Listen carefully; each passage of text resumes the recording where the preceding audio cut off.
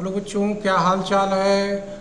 आज हम बच्चों वीडियो में देखेंगे न्यूटन्स लॉ ऑफ कोलिजन। अगले क्रम में बढ़ते हैं।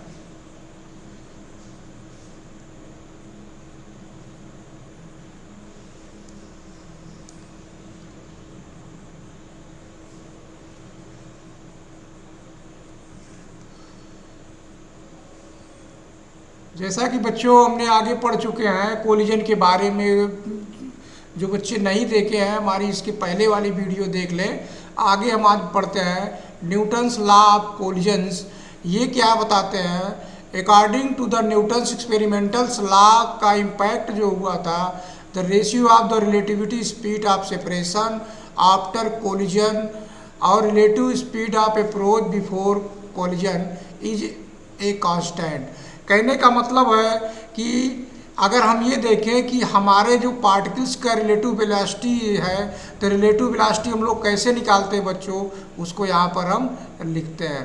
तो रिलेटिव वेलोसिटी जब हम लिखेंगे तब उसको हम कैसे लिखेंगे, तो बिफोर अगर कोलिजन का हम लिखेंगे तो बिफोर कोलिजन का हमारा क्या हो जाएगा, उसको लिखा जाएगा बच्चों u2 minus u1 minus u2।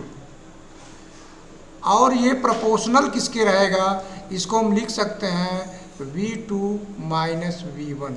ऐसे क्यों लिखे बच्चों, क्योंकि मान लेते हैं कि हमारा दो पार्टिकल्स है, एक इधर जा रहा है और एक ही यहाँ पे जा रहा है। दो पार्टिकल्स है, इसको हमने माना u1 है, इसको माना हमने u2 है। अगर u1 इज ग्रेटर देन रहेगा u2 से, तभी बच्चों कोलिजन करेगा। तो मान लेते हैं यहाँ पर आने के बाद दोनों कोलाइड होते हैं, दोनों यहाँ पर कोलिजन जब होगा तब इसकी स्पीड जो हो जाएगी, इसकी स्पीड मान लेते हैं v1 हो जाएगी और इसकी स्पीड क्या हो जाएगी, v2 हो जाएगी। तो यहाँ पर v2 ग्रेटर देन रहेगा v1 से, इसीलिए जब हम रिलेटिव वेलोसिटी निकालेंगे बच्चों तो जो बड़ी रहेगा वेलोसिटी उसी से हम इसको घटा देंगे। अब इसमें अगर प्रोपोर्शनल शब्द हम हटाएंगे तो हमको लिख सकते हैं u1 माइनस u2, प्रोपोर्शनल लिख सकते हैं, e लिख सकते हैं। तो इसको इस तरह ना लिख करके हम बच्चों क्या लिखेंगे, यहाँ पर e शब्द जो आएगा उसको जो है हम यहाँ पर इस तरह प्रोपोर्शनल ना लिख करके हम क्या लिखेंगे कि इसको हम पलट के लिख लेते हैं। इसको क्या करेंगे बच्चों, पलट के लिख लेते हैं, क्योंकि जो संबंध आएगा वो हमारा संबंध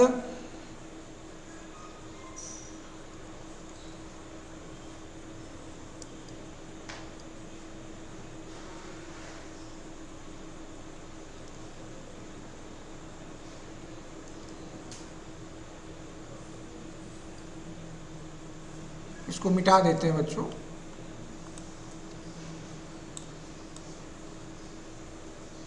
अब इस रिलेटिव वेलोसिटी को हम लोग क्या लिखेंगे, जैसे लिखा है कि यहाँ पर दिया relative velocity separation, the ratio of the relative velocity separation after collision and relative velocity the approach of before। तो यहाँ पर हम क्या करेंगे कि पहले हम लिख लेंगे, किसको लिखेंगे, पहले हम वेलोसिटी लिखेंगे कोलिजन के आफ्टर वाला, तो इसको हम लिखेंगे v2 minus v1 equal proportional लगाएंगे और इसको लिखेंगे u1 माइनस u2। यहाँ बात बच्चों क्लियर हो रही है। तो इस तरह हम जो है इसको हम बना लेंगे, यानी एक हमारा जो है आफ्टर कोलिजन की वेलोसिटी है और दूसरा हमारा बिफोर का कोलिजन की वेलोसिटी है। अब इस प्रोपोर्शनल को अगर हम हटाते हैं तो एक कांस्टेंट हमको जोड़ना पड़ता है, उसको हम लिख सकते हैं v2 माइनस v1 बराबर लगाएंगे e हम लिखेंगे कांस्टेंट में, क्योंकि दिया है this constant called coefficient of restitution और कोफिशिएंट ऑफ रेजिलियंस इस डिनोट बाय ई। इसको हम किससे डिनोट करेंगे, ई से रिप्रेजेंट करेंगे। तो हम यहाँ पर ई लिखेंगे और लिख देंगे u1 माइनस u2। यहाँ पर बात बच्चों क्लियर हुई। जो अब ई का मान जो आएगा उसको हम लिख सकते हैं v2 माइनस v1 अपान हो जाएगा u1 माइनस U2। तो ये जो हमारा आएगा ये कोफिशिएंट का मान प्राप्त हो जाएगा। तो इसको हम क्या कह सकते हैं कि इसको हम लिख सकते हैं कि यहाँ पर रिलेटिव वेलोसिटी आफ्टर कोलिजन, इसमें हम क्या लिख सकते हैं, ऊपर हम लिख सकते हैं रिलेटिव वेलोसिटी, लिख सकते हैं आफ्टर कोलिजन, अपान हो जाएगा, नीचे लिखा जाएगा रिलेटिव वेलोसिटी बिफोर कोलिजन। क्या लिखेंगे यहाँ पर, बिफोर कोलिजन, इस तरह हम लिख सकते हैं। तो अब यहाँ पर इसका मान निकालने के लिए हम ई का मान निकालने के लिए कांस्टेंट का, दोनों अगर रिलेटिव वेलोसिटी को हम रेशियो निकाल लेंगे तो हमारा कोफिशिएंट डिस्ट्रीब्यूशन का प्राप्त हो जाएगा। अब इसकी सहायता से हम बहुत सारे न्यूमेरिकल्स का प्रयोग करेंगे, न्यूमेरिकल्स में रख के मान को हम ज्ञात करेंगे। तो यहाँ से हम इस चीज़ को सीखे कि न्यूटन्स लॉ ऑफ कोलिजन में हमने क्या सीखा कि अगर दो पार्टिकल्स है लाइनियर वेलोसिटी में जा रहे हैं तो उस लाइनियर वेलोसिटी में क्या होगा, आप बिफोर कोलिजन और आफ्टर कोलिजन का दोनों के वेलोसिटी का रेशियो हमारा जो है ई का मान प्राप्त हो जाएगा। इस तरह हम इसको समझ सकते हैं। अब इसी की हम बात करेंगे बच्चों कि जो हमारा कोलिजन आया है इसी डिस्ट्रीब्यूशन से हम जो है क्या प्राप्त करेंगे, ये देखेंगे कि इससे हमारा उसका क्वालिटी पता होगी कि कितना क्या प्राप्त होता है। तो इसमें हम जैसे देखेंगे यहाँ पर बच्चों कि these are 3 classes of collision in term of coefficient distribution. तो अगर मान लेते हैं बच्चों यहाँ पर E = 1 है, अगर E का मान हमारा 1 है तो इसका मतलब हम क्या कह सकते हैं कि 1 बराबर हमारा हो सकता है V2 - V1 अपान लिख सकते हैं U1 - U2, इस तरह भी प्राप्त हो सकता है। इसका मतलब है कि 1 होने का मतलब है कि दोनों वेलोसिटी का जो संबंध है V2 - V1 बराबर U1 - U2 प्राप्त हो जाएगा। तो इस तरह हम सवालों में देखेंगे, अगर इस तरह की रिलेटिव वेलोसिटी प्राप्त होती है तब उसको हम कह सकते हैं कि वह परफेक्टली इलास्टिक है। तो ये निकालने के लिए अगर दोनों का रिलेटिव वेलोसिटी सेम आता है तो रिलेटिव वेलोसिटी जब सेम आएगा तो परफेक्ट इलास्टिक हो जाएगा। अगर हम ये कहें कि E बराबर 0 आ जाए तो कोलिजन परफेक्ट इन इलास्टिक होगा, और 0 से छोटा जैसे यहाँ पर यानी 0 से थोड़ा बड़ा और 1 से छोटा तो कोलिजन इन इलास्टिक होगा। यानी इन इलास्टिक में हम लोग 2 चीज़ पढ़ेंगे, एक 0 आएगा और एक 0 और 1 के बीच का इलास्टिक का मान प्राप्त होगा। तो इस तरह हम दोनों बातों को देखेंगे। अब बच्चों इसमें अगर हम देखते हैं कि परफेक्ट इलास्टिक कोलिजन जब होता है तो उसमें केसेस क्या निकलता है, तो ये सवाल लगाने के लिए हमको ये पता होना चाहिए कि अगर क्वेश्चंस में दे दिया है परफेक्ट इलास्टिक कोलिजन दिया है अगर सवाल में, तब हम उसमें क्या करेंगे कि पहली कंडीशन होगी कि total kinetic energy is conserve. इसको हम ध्यान रखेंगे कि टोटल काइनेटिक एनर्जी क्या होगी, कंजर्व रहेगी। और दूसरी बात क्या प्राप्त होगी, लाइनियर मोमेंटम भी उसका कंजर्व रहेगा, टोटल मैकेनिकल एनर्जी भी उसकी क्या रहेगी, कंजर्व रहेगी। तो इन दोनों के स्थान पर इन्फ्लुएंस जो कंजर्वेशन फोर्स रहेगा वो क्या लेगा, उन दोनों का कंजर्वेटिव फोर्स हमारा क्या कर देगा, इनके स्थान पर ग्रहण कर लेगा। तो E बराबर 1 होने पर जो हमने अभी आपको बताया है कि यानी दोनों की रिलेटिव वेलोसिटी जो होगी सेम हो जाएगी। क्लियर हो रही बात परफेक्ट इलास्टिक कोलिजन में। अब हम दूसरी बात देखते हैं कि परफेक्ट अगर इन इलास्टिक है, जो परफेक्ट इन इलास्टिक होगा तब उसमें हम क्या देखेंगे, maximum loss of kinetic energy, यानी बहुत ज़्यादा इसमें काइनेटिक एनर्जी का लॉस होगा। और लाइनियर मोमेंटम इज कांस्टेंट रहेगा, यहाँ पर कांस्टेंट लिख देते हैं, क्या रहेगा यहाँ पर कांस्टेंट रहेगा, या तो कांस्टेंट ना लिख करके हम क्या लिख दें यहाँ पर कंजर्व रहेगा, कंजर्व रहेगा। क्लियर हो गई बात बच्चों? यहाँ E बराबर 0 है, इसका मतलब V2 और V1 के बराबर रहेगा पार्टिकल स्टिक आफ्टर कोलिजन, यानी पार्टिकल्स क्या होंगे, आपस में चिपक जाएंगे। तब इस बात को भी हम ध्यान रखेंगे कि अगर परफेक्टिक इन इलास्टिक कोलिजन होगा तब वे आपस में क्या करेंगे, चिपक कर एक वेग से चलना प्रारंभ कर देंगे। यानी जो फाइनल वेग हमारा होगा इसको हम इस तरह समझ लेते हैं कि मान लेते हैं यहाँ पर हमारा U1 है और यहाँ पर हमारा U2 है, और कोलिजन के बाद क्या होगा, ये कोलिजन के बाद जैसे कोलिजन होगा तब ये जब बाहर निकलेगा तो दोनों पार्टिकल्स यहाँ पर चिपक जाएंगे, चिपक कर एक साथ चलना प्रारंभ कर देंगे, क्योंकि V2 जो रहेगा वेलोसिटी V1 के बराबर होगा। जब ये बराबर होगा तभी हम कहेंगे कि E बराबर 0 प्राप्त हो सकता है। इतनी बात समझ में आ रही है? तो इस कॉन्सेप्ट को जरूर हम ध्यान से देखेंगे कि V2 V1 जैसे ही बराबर होगा इसका मतलब होगा कि पार्टिकल स्टिक हो गया है, तो इसका मतलब है कि दोनों चिपक कर आपस में एक दूसरे से चल रहे हैं, दोनों की वेलोसिटी सेम है। तो इस तरह हम समझ सकते हैं।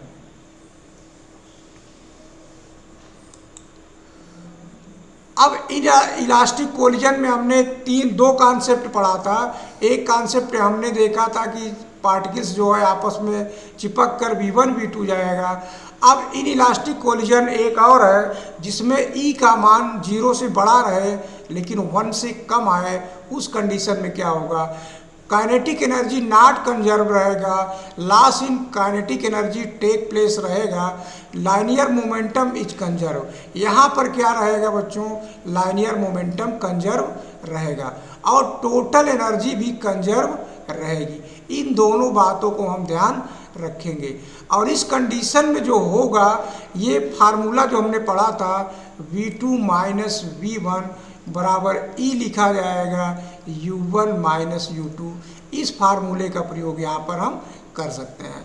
तो यहाँ पर E का मान 0 नहीं होगा बल्कि 0 से थोड़ा बड़ा और 1 से थोड़ा छोटा रहेगा। तो यानी 0 और 1 के बीच में रहेगा। E का मान क्या रहेगा, 0 और 1 के बीच में रहेगा। तो इस तरह हम इसको समझ सकते हैं। जैसे एग्जाम्पल्स आप कोलिजन बार और फ्लोर का हम एक समझें तो इस तरह हम समझ सकते हैं कि इस तरह का कोलिजन कहाँ मिलता है, बार और फ्लोर पर मिलता है कि E का मान जो रहेगा 0 से थोड़ा बड़ा, और इस तरह जो है समझ सकते हैं।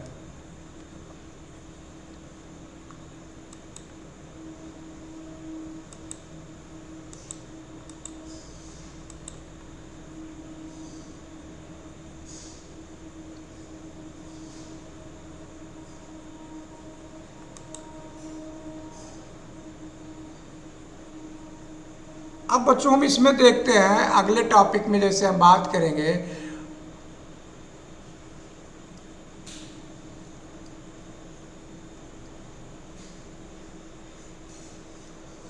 परफेक्ट इलास्टिक की बात हम करेंगे। यहाँ पर परफेक्ट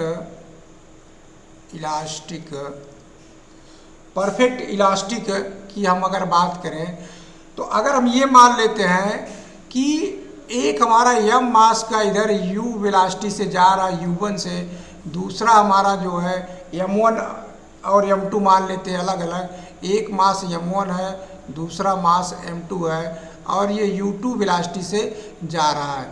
यहाँ पर आने के बाद जब कोलिजन होता है आपस में, तो जो कोलिजन होने के बाद इसका जो स्पीड हो जाएगी m1 की हम मान लेते हैं v1 हो जाती है, m1 की क्या हो जाती है, m1 की हमारी जो है यहाँ पर वेलोसिटी v1 हो जाती है और m2 की वेलोसिटी क्या हो जाती है, v2 हो जाती है। तो अब इसको अगर हम समझें मैथमेटिकली, अगर इसको हम समझें अकॉर्डिंग जो कंजर्वेशन की बात करें, हम अगर यहाँ पर कंजर्वेशन करेंगे मोमेंटम का, पहले हम बात करेंगे conservation of momentum. Conservation of momentum अगर हम करते हैं तब हम क्या कह सकते हैं कि m1 लिखा जाएगा v1 और प्लस हो जाएगा m2 v2 बराबर जो प्राप्त होगा m1 u1 plus m2 v2। इसको हम इक्वेशन नंबर 1 मान लेते हैं। अब इसमें से जो अगर हम सबको एक तरफ कर लें, m1 को एक तरफ कर लें और m2 को एक तरफ कर लेते हैं, तो यहाँ पर हम लिख सकते हैं m1 v1 minus m1 u1 बराबर ये हमारा प्राप्त हो जाएगा m2 v2 minus m2 v1। v2 है यहाँ पर, ये u है, इसको हम क्या लिखेंगे u, इसको भी हम क्या लिखेंगे u। इतना क्लियर हुआ। ये हमारा u1 है, साफ साफ लिख देते हैं क्या है, u1 है। अब इसमें से अगर हम m1 कॉमन करते हैं, m1 कॉमन करेंगे तो आएगा v1 माइनस u1 बराबर हो जाएगा, इसमें से m2 कॉमन करते हैं तो ये हो जाएगा u2 माइनस v1। इस तरह प्राप्त हो जाएगा। यहाँ पर v1 ना होके क्या होगा, यहाँ पर v2 होगा। क्या लिखेंगे यहाँ पर, v2। इतना हो गया यहाँ पर समीकरण। अब इसको हम छोड़ देते हैं इस पर। अब हम दूसरी बात करते हैं, कंजर्वेशन ऑफ काइनेटिक एनर्जी। क्या लिखेंगे अब हम, कंजर्वेशन ऑफ काइनेटिक एनर्जी। अब यहाँ पर इसकी बात करेंगे, काइनेटिक एनर्जी की बात करेंगे। तो काइनेटिक एनर्जी में जब हम लिखेंगे तो लिखा जाएगा बच्चों 1/2 m v1 का स्क्वायर प्लस 1/2, यहाँ m1 है तो m1 कर देंगे और m2 है तो ये हो जाएगा v2 का स्क्वायर बराबर इधर क्या हो जाएगा 1/2 m1 u1 का स्क्वायर प्लस 1/2 लिखा जाएगा m2 u2 का स्क्वायर। क्लियर हो गई बात। अब इसमें से अगर हम चाहें तो 1/2 चारों तरफ से कॉमन है, तो चारों मतलब कि इधर से 1/2 कर लेंगे, इधर से तो पूरा कट जाएगा। तो इसको हम लिख क्या सकते हैं, इसको लिख सकते हैं m1 v1 का वर्ग प्लस लिखेंगे m2 v2 का वर्ग बराबर ही हो जाएगा m1 u1 का वर्ग और प्लस ही हो जाएगा m2 u2 का वर्ग। इस तरह हम इसको लिख सकते हैं। यहाँ तक समझ में आ रही बच्चों, आगे बढ़ते हैं। अब इसी तरह इसमें भी अगर हम सबको अलग अलग लिख लें, अलग अलग कॉमन कर लेंगे, तो जैसे हम मान लेते हैं यहाँ पर कि m1 v1 का वर्ग। अब इधर m1 को इधर लाओ, ये हमारा m1 का मान है, तो m1 को इधर लाएंगे तो माइनस हो जाएगा m1 u1 का स्क्वायर बराबर हो जाएगा m2 u2 का स्क्वायर माइनस m2 v2 का स्क्वायर। इस तरह हो जाएगा। अब इसमें हम काट लेंगे, अगर यहाँ पर m1 लिखेंगे, m1 बराबर हो जाएगा u1 का स्क्वायर माइन v1, क्या लिखा जाएगा यहाँ पर बच्चों, v1 का स्क्वायर माइनस u1 का स्क्वायर, और इधर क्या प्राप्त हो जाएगा m2 अगर हम कॉमन कर लें तो हो जाएगा u2 का स्क्वायर माइनस हो जाएगा v2 का स्क्वायर। तो इस तरह जो है हम इसको समीकरण नंबर 2 मान लेते हैं। समीकरण 1, 2 को अगर हम कंपैरिजन करें तो यहाँ से क्या प्राप्त हो सकता है कि अगर हम जो है रिलेटिव वेलोसिटी और कोलिजन आफ्टर का अगर हम देखें यहाँ पर तो क्या प्राप्त हो सकता है। अगर इन दोनों इक्वेशन को हम डिवाइड कर दें, यहाँ पर देखिए दोनों इक्वेशन को हम क्या करें, डिवाइड कर दें। इस इक्वेशन को जो हमारा ये वाला इक्वेशन आया, ये इक्वेशन आया है, दोनों इक्वेशन को अगर हम डिवाइड कर दें तब क्या प्राप्त होगा उसको हम यहाँ पर देखते हैं। तो अगर हम इक्वेशन 1 से हम डिवाइड करते हैं तो ये हमारा प्राप्त हो जाएगा v1 का स्क्वायर माइनस u1 का स्क्वायर अपान लिखा जाएगा v1 माइनस u1 बराबर ये हो जाएगा, लिखा जाएगा u2 का स्क्वायर माइनस v2 का स्क्वायर अपान ये हो जाएगा यहाँ पर u2 माइनस v2। क्लियर है, ये v1 है।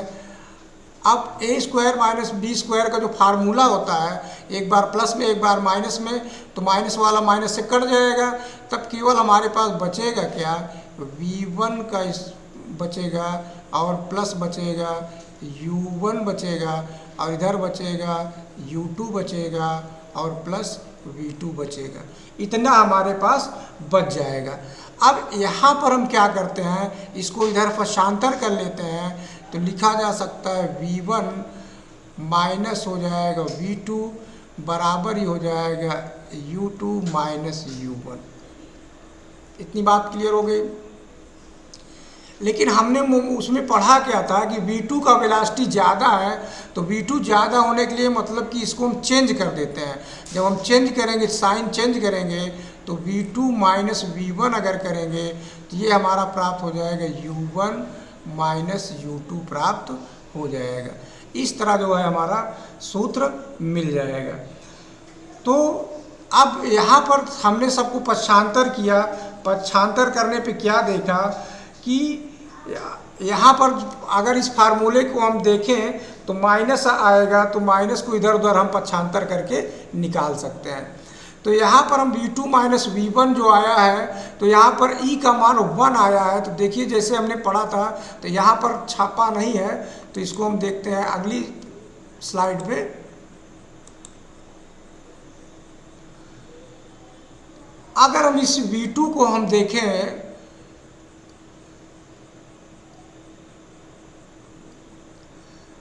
अगर हम v2 को हम अगर निकालें तो v2 को हमारा क्या प्राप्त हो जाएगा, यानी v2 और v1 का मान अगर हम बैठा लें, तो पहले यहाँ पर हम लिख लेते हैं सबको, तब मान बैठाते हैं।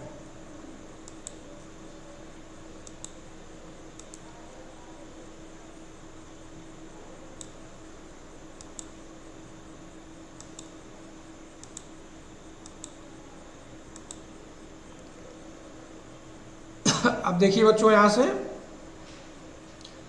अगर हमको जो मिला था, पीछे वाली स्लाइड से देखो क्या क्या हमको प्राप्त हो गया था। हमको प्राप्त हुआ था v1 माइनस v2 बराबर u2 माइनस u1। तो इस तरह हमको मिला था। तो इसमें भी उसी चीज़ को यहाँ रख लेते हैं। हमको मिला था v2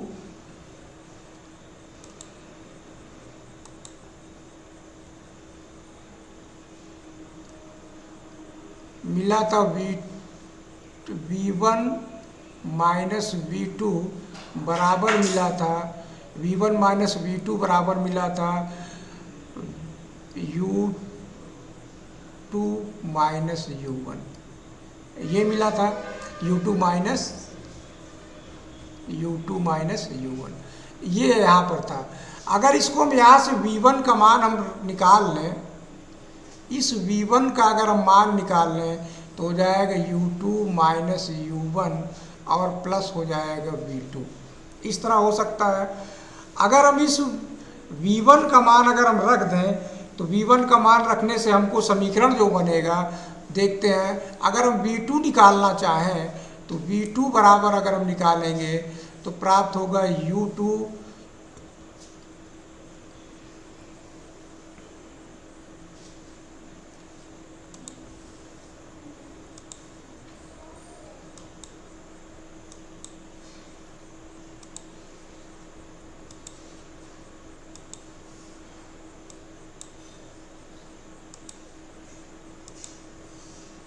देखिए अब सफा हो गया है। अब देखिए v2 को जब हम रखेंगे तो v2 को हम लिख सकते हैं v1 माइनस लिखेंगे और ये कोष्टक में क्या हो जाएगा, लिखा जाए कोष्टक में u2 माइनस u1।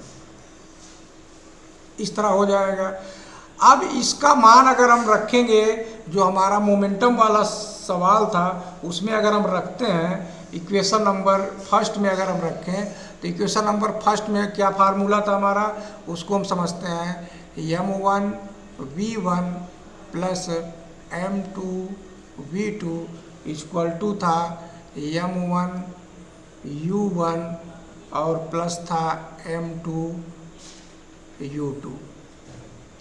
अगर इस इक्वेशन में हम रख देते हैं v2 का मान, तो v2 का मान यहाँ रखेंगे तो क्या मिलेगा देखते हैं। लिखेंगे m1 v1 प्लस m2 और v2 में हम रख देते हैं v1 माइनस कोष्ठ में, इसको महिला कोष्ठक लगा लीजिए, ये हो जाएगा u2 minus u1 equal to लिखा जाएगा, इसी तरह इसको रहने दीजिए m1 u1 plus m2 u2। अब इसको गुणा कर दीजिए, जब गुणा करेंगे तो क्या प्राप्त होगा, m1 v1 प्लस हो जाएगा m2 v1 और माइनस से भी गुणा होगा तो लिखा जाएगा m2 u2 और प्लस हो जाएगा m2 u1 बराबर इधर हमारा क्या क्या है, m1 u1 plus m2 u2। अब देखिए जो कटे उसको काट दीजिए, m1 u1 है कहीं पर नहीं है, m1 v1 है, यहाँ पर v1 है, m2 v1 है और यहाँ पर इस तरह है, तो कोई कटने वाला हो तो उसको कुछ लिखिए नहीं तो बाकी कॉमन करिए। अब u1 वाली कैटेगरी को एक तरफ करिए, v1 वाले को एक तरफ करिए, तो यहाँ पर हम अगर v1 को कॉमन करते हैं तो हमारा हो जाएगा m1 प्लस m2, इतना हो जाएगा। और इसमें देखिए अब इसको पक्षांतर कर लीजिए, सबको पक्षांतर अगर हम कर लेंगे तो इसके बराबर इसको उधर ले चलते हैं हम सबको, तो यहाँ पर हो जाएगा m2 u2 माइनस हो जाएगा m2 u1 और इधर वाला पद जो का त्यों रख लीजिए, ये हो जाएगा m1 u1 plus m2 u2। अब यहाँ पर देखिए, यहाँ पर u1 कॉमन है और यहाँ पर u2 कॉमन है, तो कॉमन कर लेते हैं सब में अलग अलग। अगर हम u1 कॉमन करते हैं तो आएगा m2 प्लस m1, ये आ जाएगा। अगर यहाँ पर हम u2 कॉमन करते हैं, u2 कॉमन करेंगे तब हो जाएगा m2। अब ये दोनों एक ही चीज़ है, तो दोनों एक ही चीज़ है तो 2 शब्द लग जाएगा, यहाँ पर हम इन दोनों को जोड़ लेते हैं।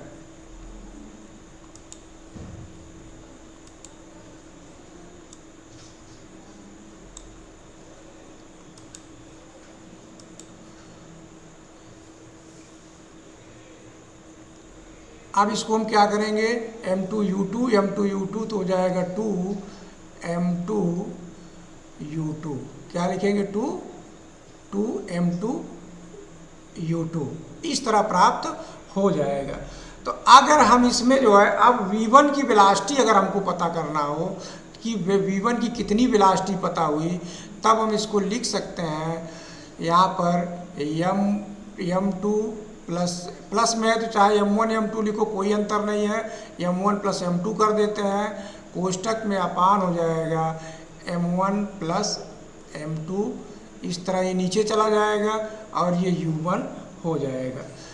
यहाँ पर माइनस था तो यहाँ पर हम चिन्ह को क्या करेंगे, माइनस लगाएंगे जिससे गलती ना हो, यहाँ माइनस तक माइनस लगाएंगे तो यहाँ पर भी क्या हो जाएगा, माइनस हो जाएगा।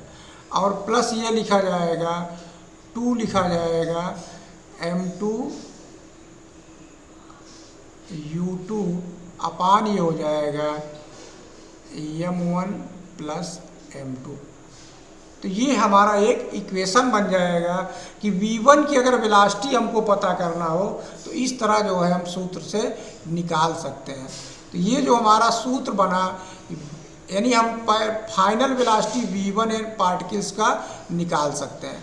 अब इसमें हम क्या करेंगे बच्चों, अब इसको हम अपने कंपैरिजन करेंगे कि कैसे ये वर्क किया, कैसे ये कार्य किया निकालने के लिए। अब हम जैसे v1 निकाल रहे हैं तो v1 जब बच्चों हम निकाल रहे हैं तो v1 में हम क्या देखेंगे कि v1 जब हम निकाल रहे हैं तो v1 का जो हमारा मास है वो m1 है, m1 मास है। तो इसका मतलब है कि अगर v1 हमको निकालना हो, जैसे m1 मास हम लिख देते हैं 2 kg है, ये पता रहे, और m2 का मास हमको पता रहे कि 1 kg है, इस तरह दिया रहे, और u1 की वेलोसिटी मान लीजिए 2 मीटर प्रति सेकंड दिया गया है, और u2 को वेलोसिटी हमको कितना पता हो, u2 की वेलोसिटी मान लेते हैं 4 मीटर पर सेकंड है। तो इस तरह अगर हम सबका मान हमको दिया रहे तब हम निकाल सकते हैं। अब इसमें देखिए हमको u1 और u2 का पता करना है। और क्या क्या देखिए, इसमें v1 शब्द यहाँ से v2 वाला शब्द यहाँ पर क्या हो गया, v2 को हमने रिप्लेस कर दिया है, तो यानी v2 फाइनल की वेलोसिटी की ज़रूरत हमको नहीं है। अब यहाँ पर चेक कीजिए, अगर सलूशन हमको निकालना हो तो पहले का मास पता हो, दूसरे का मास पता हो और पहले दोनों मासों की वेलोसिटी पता हो तो हमको v2 की ज़रूरत नहीं पड़ रही है। तो v2 कितना हो वेलोसिटी इसका कोई मतलब नहीं, यानी v2 को हमको ज़रूरत नहीं पड़ा। तो मतलब इस चार क्वांटिटी अगर वैल्यू दिया गया है तब हम v1 का मान निकाल सकते हैं। इसी तरह अगर हम कंपैरिजन करें बच्चों तो v2 का अगर वेलोसिटी हम निकालेंगे तो अब इसमें जस्ट इसी का थोड़ा सा उल्टा करिए, हम लिख सकते हैं 2m1। जैसे यहाँ पर था 2m2 था, तो यहाँ पर अब हम क्या लिखेंगे, 2m1 लिखेंगे। और यहाँ पर जैसे v1 था तो u2 था, तो यहाँ पर हो जाएगा m1। अब यहाँ पर क्या लिख देंगे, हम u1 कर देंगे। अपान मास वही रहेगा, m1 प्लस m2 रहेगा और प्लस, और क्या लिख सकते हैं, दोनों मासों का डिफरेंट, तो हम लिख सकते हैं m2 माइनस m1 अपान लिखेंगे नीचे m1 प्लस m2। और बाहर यहाँ पर देखिए जब v1 हम निकाल रहे थे तब u1 आया था, तो v2 जब निकालेंगे तो क्या आएगा, यहाँ पर u2 आ जाएगा। तो इस तरह जो है हम v1 और v2 के वेलोसिटी अलग अलग निकाल सकते हैं। अगर एक को हमने याद कर लिया तो दोनों के मान को हम बैठा सकते हैं, कोई दिक्कत नहीं आएगी। तो बच्चों ये जो हमने सवाल दिया है आपको, इसको लगाकर कमेंट जरूर करिएगा कि v1 की वेलोसिटी कितना आई है। ये आपके लिए टास्क है, इसको आप सवाल लगाकर बताइएगा कि v1 की वेलोसिटी कितनी प्राप्त हो रही है। तो इस दोनों को सवाल लगाकर बताइएगा। तो बच्चों हमारा वीडियो कैसे लगा आप लोग कमेंट में ज़रूर बताइएगा और हमारे चैनल को सब्सक्राइब ज़रूर करिएगा। थैंक्स फॉर वाचिंग बच्चों।